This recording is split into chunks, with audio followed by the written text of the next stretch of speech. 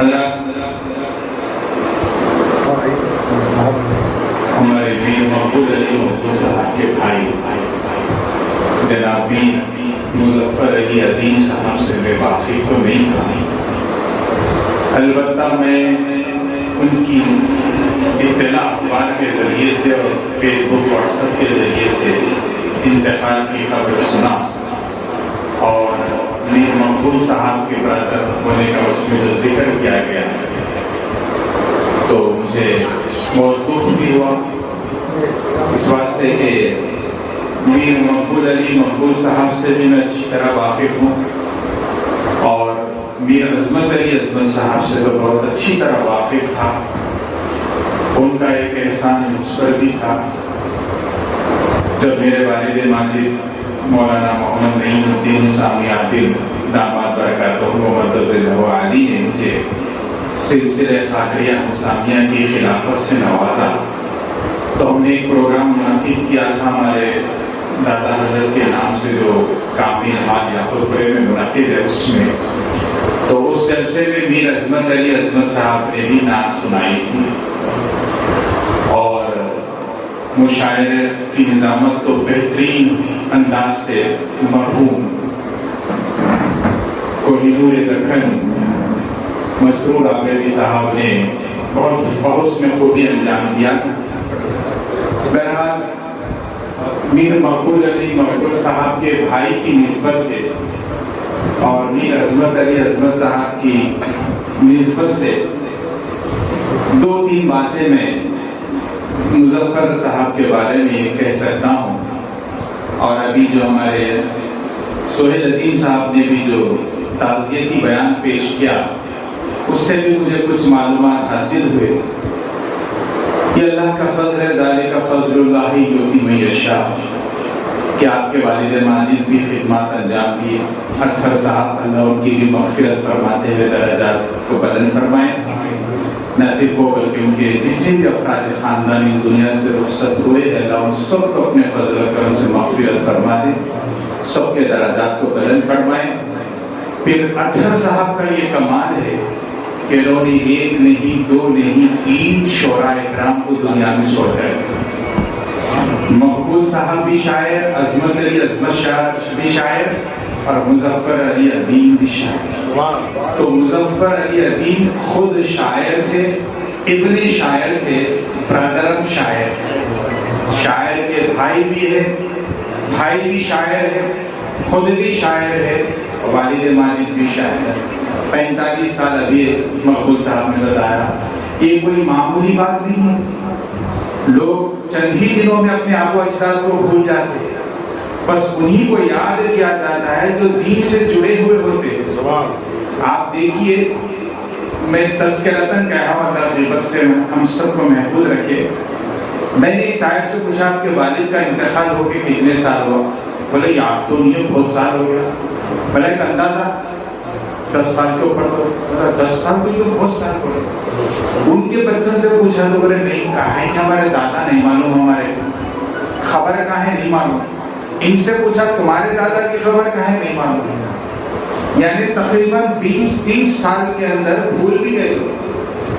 آپ دیکھیے اکثر گزشتہ 5 سال سے میں دیکھ رہا ہوں، شب برات میں اپنے ہم بچپنے میں دیکھتے تھے کہ جس قبرستان سے ہم گزرتے تھے اس رات ہر خبر پہ کچھ نہ کچھ پھول پڑے ہوئے نظر آتے تھے، یعنی ان کے کوئی نہ کوئی رہتے تھے رشتے دار جو اس رات ہی صحیح، سال میں ایک ہی رات صحیح لیکن دعائے مغفرت کے لیے پہنچتے تھے، دعائے مغفرت کے بعد کچھ پھول بھی قبر پر چڑھا کر جاتے تھے۔ لیکن 5 سال سے میں دیکھ رہا ہوں آدھے سے زیادہ قبور پر پھول نہیں ہے، یا تو ان کے عزیز و اقارب شہر چھوڑ کر کے اور مقام پر چلے گئے، یا عقیدہ بدل گیا، یا بھول گئے۔ اب کون یاد رکھے گا بتائیے؟ بابا کچھ بھول جا رہے، دادا پردادا کو کون یاد رکھے گا؟ لیکن اس نسبت سے میں سمجھتا ہوں کہ کئی سال تک یاد کیا جا سکتا ہے۔ وجہ کیا ہے؟ شاعری کی نسبت سے، اور یہ شاعری کوئی معمولی بات نہیں ہے۔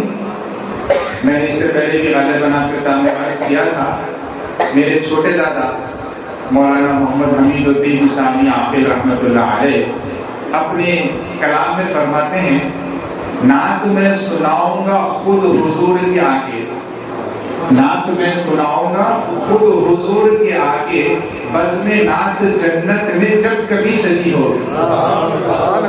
تو معلوم یہ ہوتا ہے کہ اللہ تعالیٰ جنت میں ایک ہمارے ایک مشغلہ رکھے گا، وہ کیا ہوگا؟ مدحت رسول صلی اللہ علیہ وسلم، نعت رسول صلی اللہ علیہ وسلم کی محفل ہوگی۔ اور یہ میرا اپنا ایمان اور عقیدہ بتا رہا ہوں، حضرت حسان ہم سب کے جو لیڈر ہوں گے، اور ہم سب حضرت حسان کی قیادت میں نبی کریم صلی اللہ علیہ وسلم کی نعتیں سنی کے سنائیں گے۔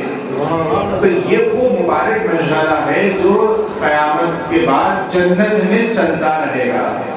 اب اگر اسے کوئی دنیا میں اگر اس پر عمل کرتا ہے اور شاعری کرتا ہے اور نعتیہ شاعری کرتا ہے، تو میں سمجھتا ہوں شاعر کبھی مرتا نہیں۔ اس دنیا سے اس کی جسم اور اس کی روح تو نکل جائے گی، لیکن لوگوں کے دلوں میں اس کی محبت، اس کے اشعار آج بھی بسے رہے۔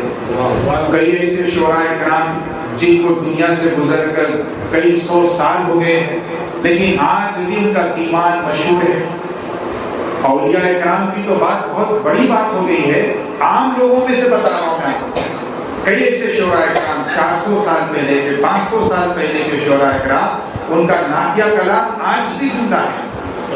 آپ دیکھیں بڑے بڑے علماء کرام کی جو بعض جو اشعار پڑھتے ہیں اس زمانے کے شعراء کرام کے بارے میں، تو معلوم یہ ہوتا ہے کہ جس طرح اللہ تبارک و تعالیٰ نے اپنی حبیب پاک صلی اللہ علیہ وسلم کی مدحت فرمائی ہے، اور جو امتی نبی کریم صلی اللہ علیہ وسلم کی مدحت کرتا ہے، نعت سناتا ہے، تعریف بیان کرتا ہے، اللہ اس کا بھی نام زندہ ہے۔ تو میرے دوستوں، عزیز اور بزرگوں، ایک دن ہے، ہم سب کو جانا ہے۔ ہم کو چاہیے کہ موت کی یاد تازہ کریں، بلکہ نبی کریم صلی اللہ علیہ وسلم نے ہمیں ارشاد فرمایا ہے کہ لذتوں کو توڑنے والی موت کو کثرت سے یاد کیا کرو۔ اس وقت جب کبھی تیز بارش ہوتی ہے تو مجھے کبھی کبھی جب قبرستان کے سامنے سے گزرنا ہوتا ہے تو یاد کرتا ہوں میں آج یہاں پر کیسے کیسے لوگ آرام کر رہے ہوں گے۔ میرے پردادا حضرت علامہ حسام الدین فاضل علیہ رحمہ کے چند اشعار جو ناصحانہ بالکل وہ آپ کے سامنے مختصراً عرض کر دیتا ہوں، جو حضرت نے بے کسی خبر کے عنوان سے لکھا ہے، اور یہ حضرت کا ہی خط ہے۔ نہ کرے آہ و پکار خبر پہ آنے والے، کہیں آ سکتے ہیں پھر جان سے جانے والے۔ قبر میں کس سے طلب کیجیے زرین لباس، کفن بھی تو نہیں دوسری لانے والے۔ قبر میں آہ اکیلا ہوں پڑا روتا ہوں، اب کہاں ہے مجھے پہلو میں سلانے والے۔ اب کہاں عطر گلاب اور کدھر عطر عروس، نہیں تو پھول کی مرقد پر چڑھانے والے۔ میری صورت سے ہے بیزار خدا کی قدرت، اپنے پہلو میں محبت سے سلانے والے۔ بے کسی کا میری نظارہ تھا وہ حسرت خیز، خوب رو رو کے گئے قبر پہ آنے والے۔ بے کسی دیکھیے ہے شمع لحد بھی خاموش، اب کہاں اور کوئی اشک بہانے والے۔ خاک پر آئے تہ خاک پڑا لوٹتا ہوں، آئے دیکھے مجھے پلکوں پر بٹھانے والے۔ آخری میں فرماتے ہیں اہل دنیا سے کبھی دل نہ لگانا فاضل، یہ ایک روز تمہیں مٹی میں ملانے والا۔ میرے دوستوں، عزیزوں، بزرگوں، یہ حقیقت ہے، اور ہر تعزیتی جلسے میں ایک شعر جو میں ہمیشہ کہتا ہوں، چونکہ وہ شعر میرے دل کو چھو گیا ہے، اور اس شعر کو کبھی میں جو اکیلے میں گنگناتا ہوں تو ایک عجیب سی کیفیت طاری ہوتی ہے، یعنی ہم کتنے مجبور ہیں، اور انسان اپنے آپ کو کیا سمجھ رکھا ہے۔ دیکھیے اللہ نے دو جہاں بنائے ہیں، ایک دنیا ہے ایک آخرت۔ اب اس کے درمیان ہماری زندگی ہے، بس اتنی مختصر۔ شاعر کہتا ہے ایک یہ جہاں ایک وہ جہاں، بڑا ہی دل کو چھو جانے والے اشعار ہے۔ ایک یہ جہاں ایک وہ جہاں، ان دو جہاں کے درمیان بس فاصلہ ہے سانس کا۔ جو چل رہی ہے تو یہ جہاں رک جائے تو وہ جہاں، اتنی سی زندگی ہے، لمحے بھر پہ کیا ہونے والا ہے نہیں معلوم۔ مقبول صاحب اللہ تعالیٰ ان کی عمر کو دراز فرمائے اور ان کی جو دینی خدمات ہے اللہ ان کو قبول فرمائے، ان کے والد ماجد کے قبر کو اور والدہ اور دیگر جتنے بھی لوگ ان کی اس دنیا سے رخصت ہوئے ہیں، پروردگار وہ سب کو اپنے فضل و کرم سے ان سب کی مغفرت فرمائیں۔